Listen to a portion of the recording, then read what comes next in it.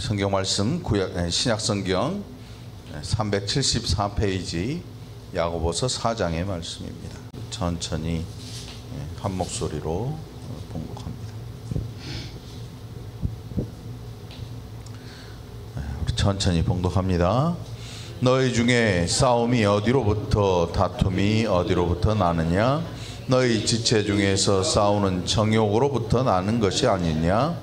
너희는 욕심을 내어도 얻지 못하여 살인하며 시기하여도 능히 취하지 못함으로 다투고 싸우는도다. 너희가 얻지 못함은 구하지 아니하기 때문이요 구하여도 받지 못함은 정욕으로 쓰려고 잘못 구하기 때문이라. 가늠한 여인들아, 세상과 벗된 것이 하나님과 원수됨을 알지 못하느냐? 그런즉 누구든지 세상과 벗이 되고자 하는 자는 스스로 하나님과 원수되는 것이니라. 너희는 하나님이 우리 속에 거하게 하신 성령이 시기하기까지 사모한다 하신 말씀을 헛된 줄로 생각하느냐?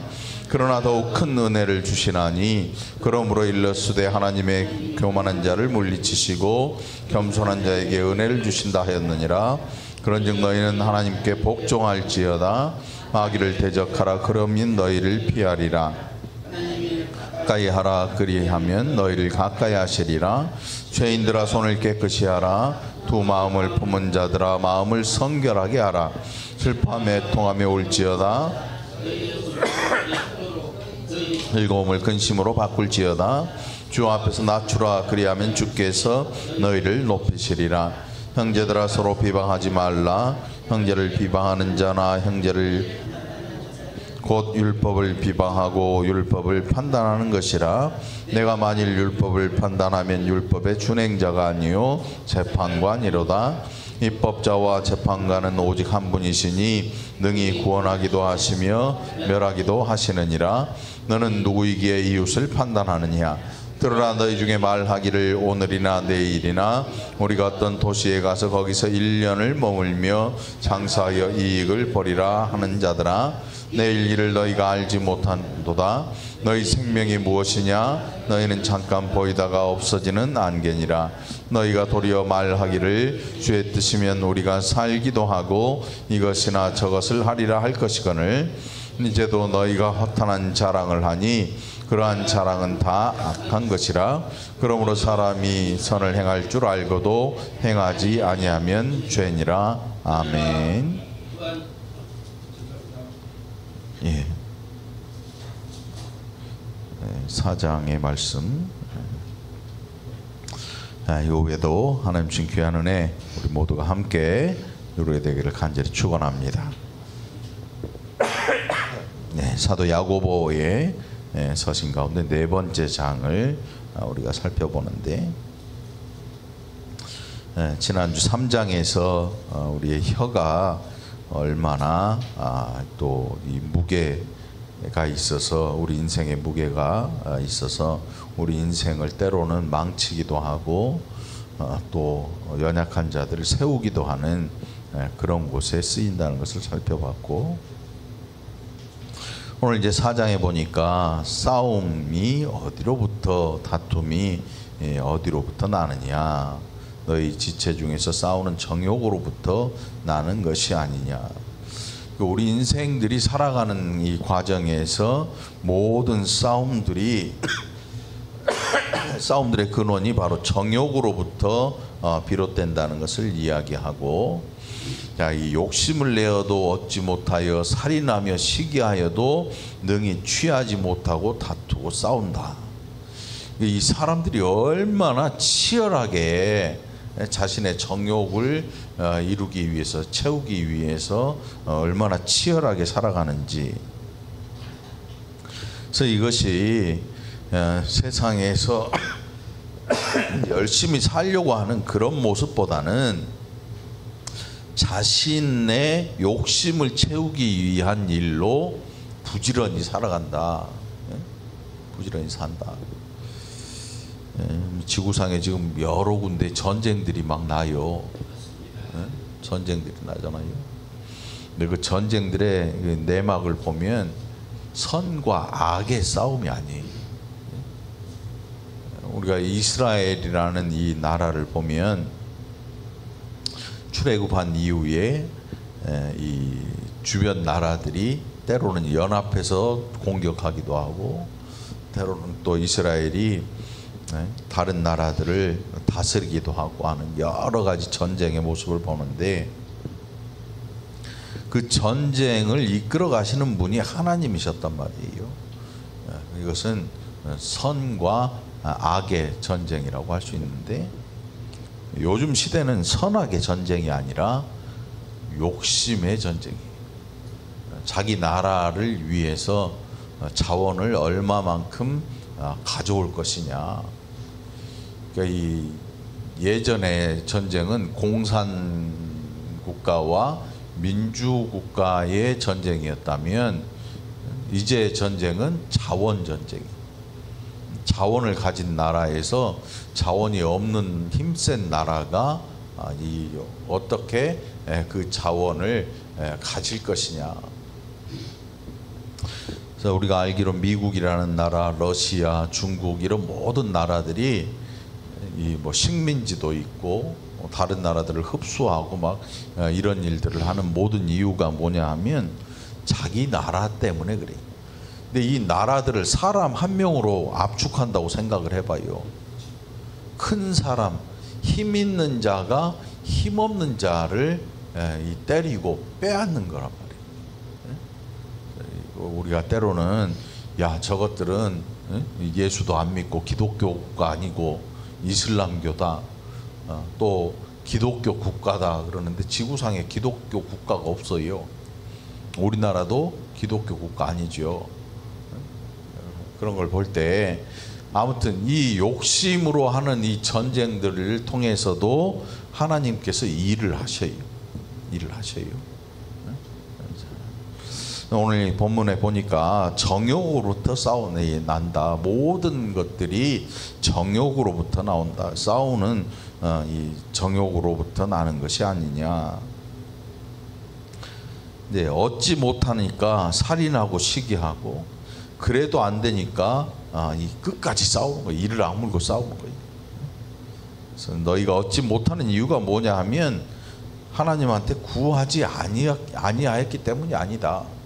너희가 얻지 못한 이유는 정욕으로 쓰려고 잘못 구했기 때문이다. 우리가 기도할 때 어떤 때 뭐 병 나음을 위해서 기도하지요. 사업에 어렵지 않도록 위해서 기도하지요.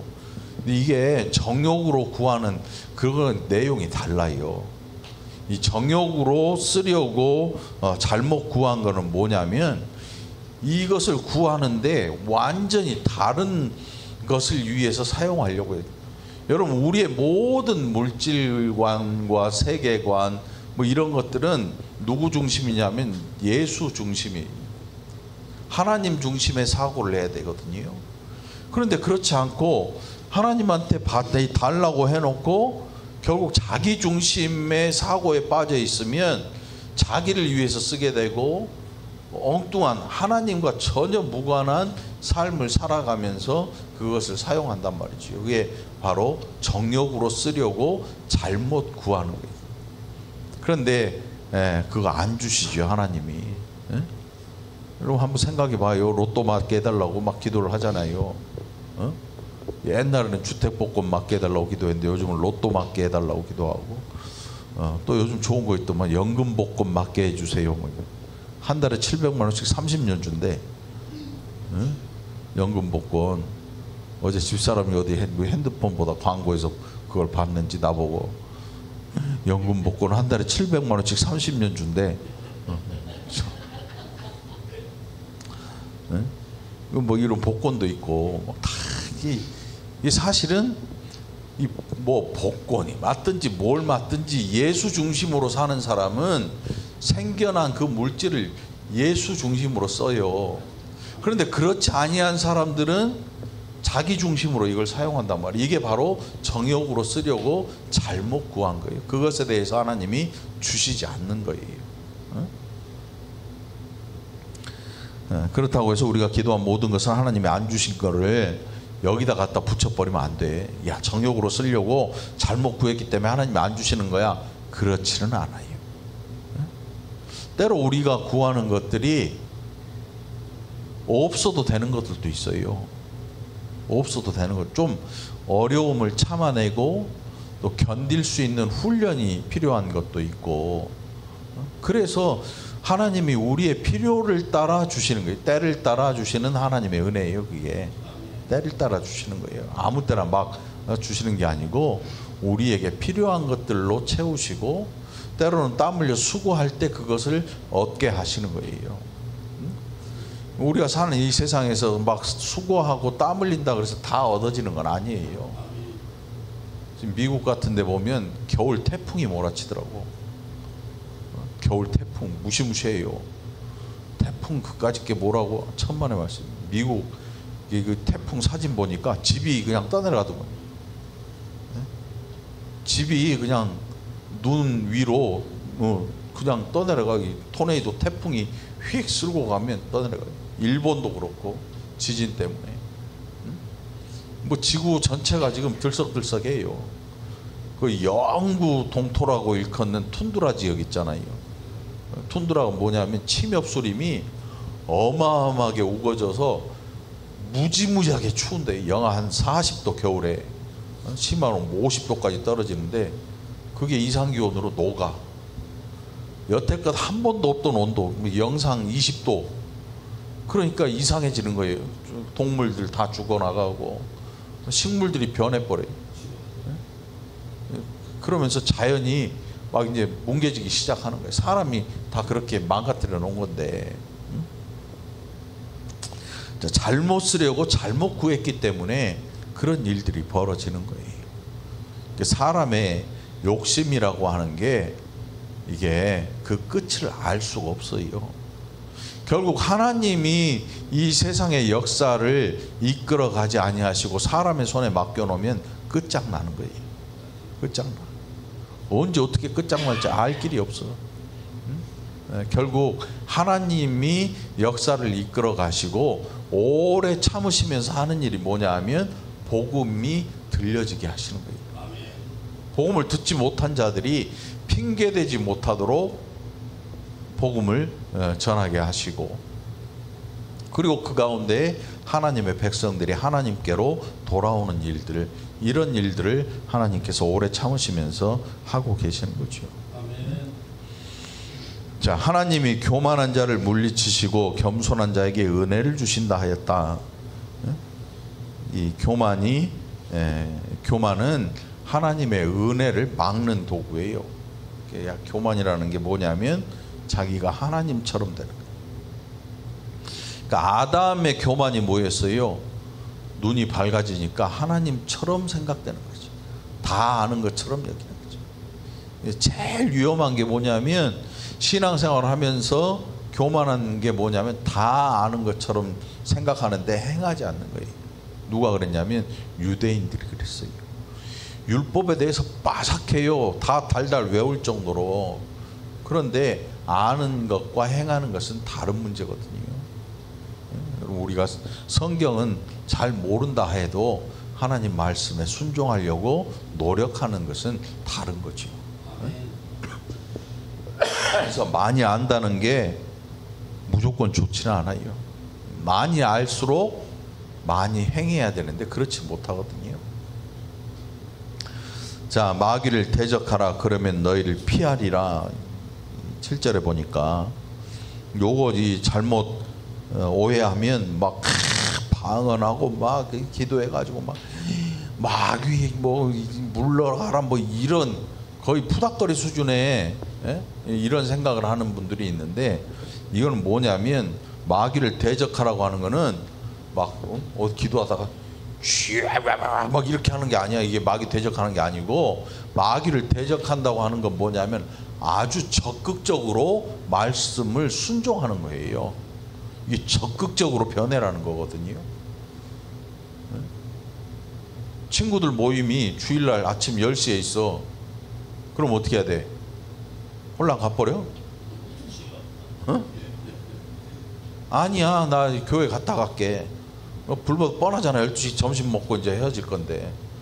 그럼 갔다 오든지 예배 시간에 맞춰서, 아니면 근처에 가까운 교회에 가든지. 이 예배라고 하는 것을 귀하게 여기니까 신앙생활이 뭐냐면 사실은 예배가 없이는 안 되는 게 신앙생활이에요. 예배드리는 생활이 그래서 중요한 거예요. 근데 이거를 아무렇지도 않고 그냥 맞바꿔 버려. 이거는 적극적으로 행하는 생활이 아니야.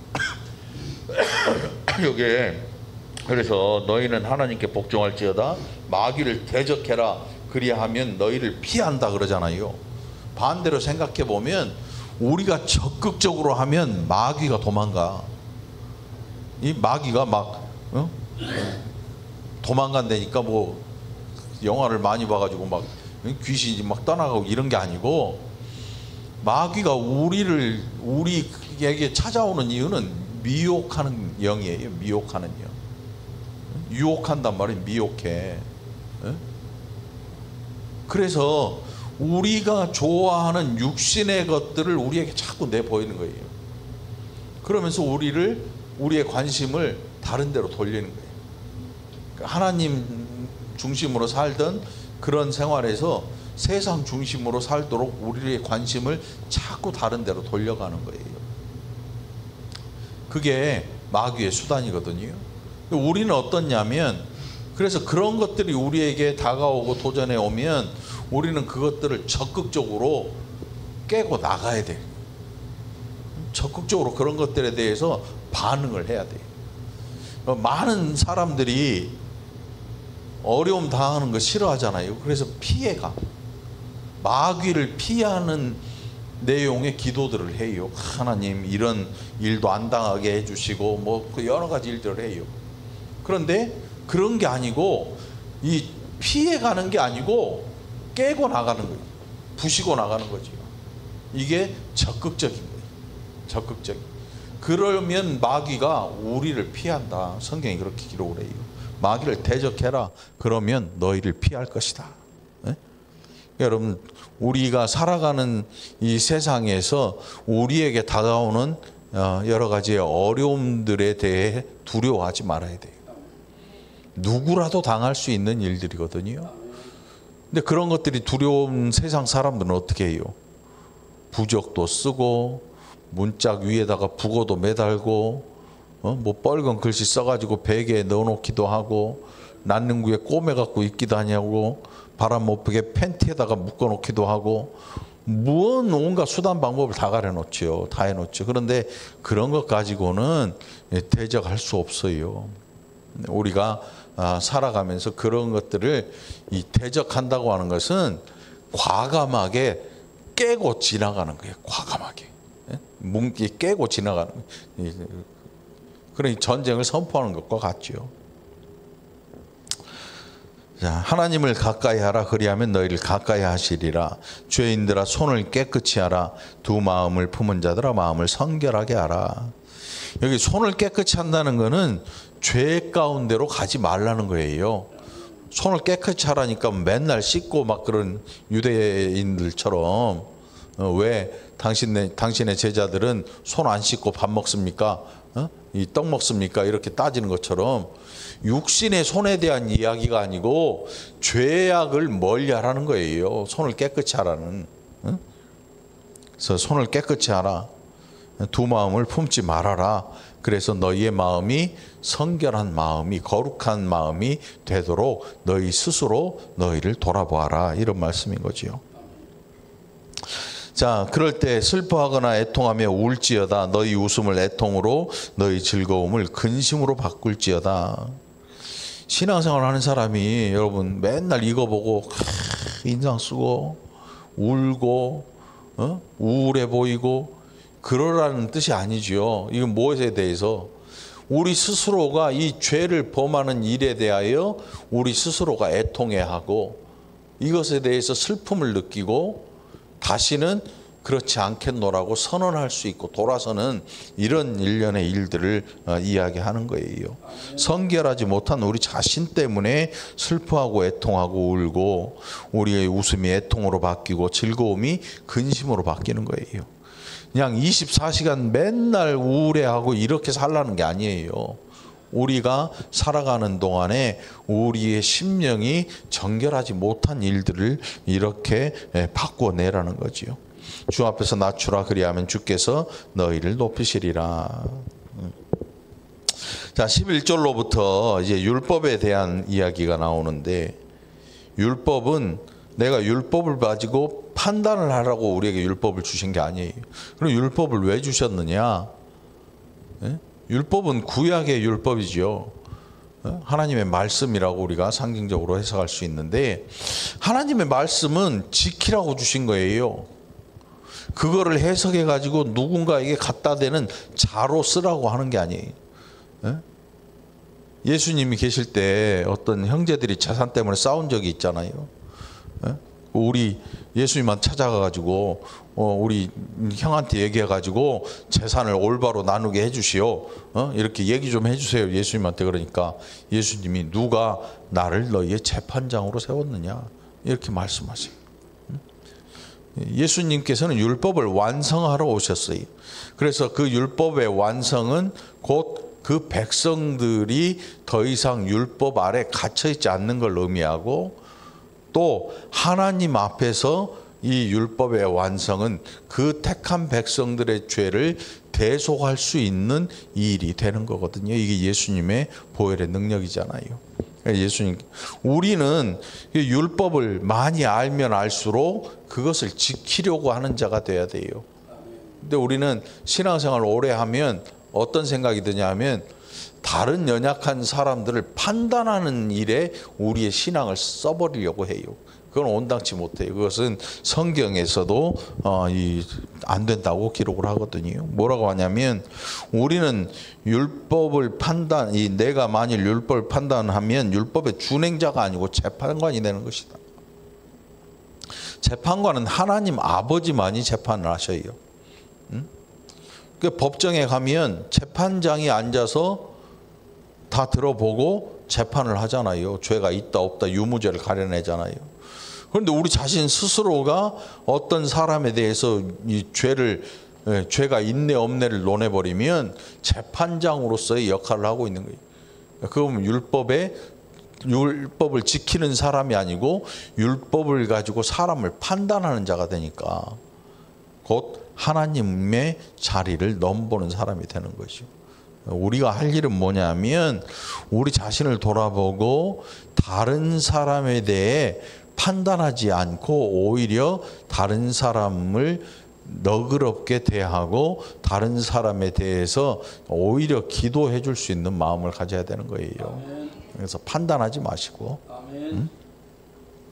자, 입법자와 재판관은 오직 한 분이시니, 입법자와 재판관 오직 한 분이 곧 하나님이시죠.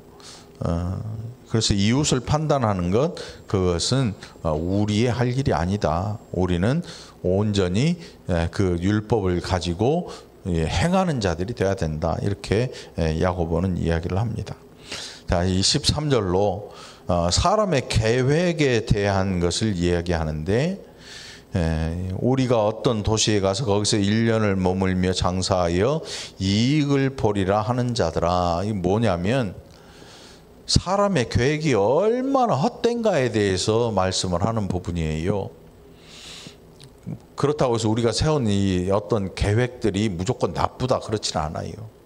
어떤 사람들은 공부에 대한 계획을 세우기도 하고 자기 인생에 대한 계획을 세우기도 하잖아요. 그런데 그것을 맹신하고 그것만을 위해서 나가는 것이 과연 옳으냐 하는 거예요. 과연 옳으냐. 많은 사람들이 이제 새해가 되면 자기 자신이 1년 동안 어떻게 살 것인가 뭐 여러 가지 계획도 세워보고 마음도 이렇게 굳세게 먹고 막 여러 일들을 한단 말이에요.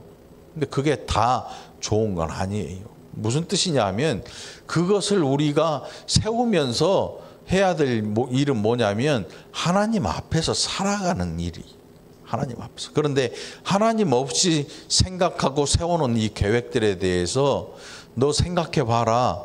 네가 얼마나 연약한 존재이고 얼마나 허탄한 존재인지를 네가 금방 알게 되는데, 밤에 네 영혼이 이 하나님이 네 영혼을 취하신다고 생각을 하면 네가 세워놓은 계획들이 그게 무슨 소용이 있겠느냐, 이렇게 말씀하는 거지요. 내일 일을 너희가 알지 못하는도다. 우리는 내일 일뿐만 아니고 5분 후의 일도 기억 못해, 감당 못해요. 무슨 일이 일어날지 알 수가 없어요. 그러나 두려워서 부들부들 떨면서 언제 나한테 무슨 일이 생길까 두려워하는 존재들이 아니고, 오히려 그런 일들을 이겨내고 하나님으로 말미암아 이겨내는, 그래서 천국을 소유하는 자들이 돼야 되는 거지요. 그래서 야고보의 말은 너희는 잠깐 보이다가 없어지는 안개와 같다. 너희 인생이 아주 계획적이고 그렇게 철저한 계획을 세워서 산다고 하지만, 그러나 하나님의 뜻 앞에서 너희 인생들은 결코 그렇게 쉬운 삶을 살지 못할 것이다. 너희가 도리어 말하기를 주의 뜻이면 우리가 살기도 하고 이것이나 저것을 하리라 할 것이거늘 이제도 너희가 허탄한 자랑을 하니 그러한 자랑은 다 악한 것이다. 다 악한 것이다. 이 생의 자랑들, 자기 자신이 어떠했는지, 뭐 어떤 계획을 이루어냈는지, 겸손한 마음을 가지고 오히려 감사할 줄 알라는 거예요. 그것은 자랑의 일이 아니고 감사의 일이 되겠지요. 사업이 잘 되고, 뭐 건강하고, 또 자식들도 잘 되고, 이런 일들은 감사할 일이지 자랑할 일이 아니라는 거예요. 하나님 앞에서 우리가 자랑할 것은 예수밖에 없는 거지요. 예수만 우리의 자랑이 되는 거지요. 자, 17절에 그러므로 사람이 선을 행할 줄 알고도 행하지 아니하면 죄니라. 여러분, 선을 행하는 것, 이게 예수 안에서 선을 행해야 돼요. 예수 안 믿고 선을 행하는 거 완전 근본이 다른 거지요. 예수 안에서 선을 행하고, 그래서 그 선을 통해서도 오히려 더 좋은 믿음을 가지게 되는 귀한 저와 여러분이 되기를 간절히 축원합니다. 기도합시다. 하나님 아버지, 감사합니다. 날마다 하나님 은혜로 하루하루 살아가는 것을 고백합니다. 우리가 얼마나 연약한 존재이고 안개 같은 존재들인지 우리 하나님 잘 아시온데, 우리로 이제는 이생의 자랑이 아니라 예수를 자랑하는 귀한 믿음의 권속들 되게 해 주옵소서. 감사드렸고 예수님 이름으로 간절히 기도합나이다. 아멘.